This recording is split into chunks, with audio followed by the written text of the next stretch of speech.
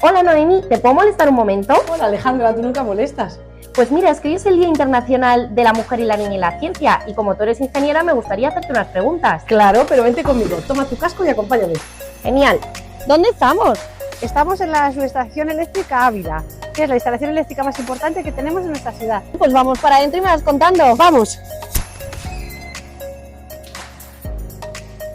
Tú eres ingeniera de redes, ¿eso qué significa? Significa que soy responsable del mantenimiento de la red de distribución eléctrica para Ávila y provincia. Entonces, ¿tu día a día en qué consiste? Consiste en realizar el mantenimiento de esta red de distribución eléctrica para que el suministro eléctrico mantenga sus altos niveles de calidad y de fiabilidad.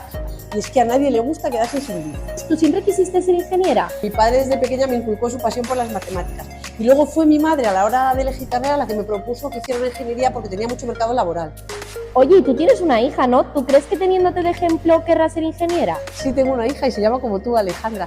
Ella siempre dice que quiere ser bioquímica y que quiere inventar vacunas. Y bueno, teniéndome a mí en casa y sabiendo cómo es mi trabajo, nunca va a pensar que las carreras de ciencias y tecnología no son cosa de chicas. ¿Qué le dirías a las niñas que hoy en día están dudando si coger o no una ingeniería? Pues les diría que si les gustan las matemáticas y la física, adelante, porque son profesiones que son muy dinámicas, nunca te aburres, siempre tienes un reto por delante, algo que conseguir.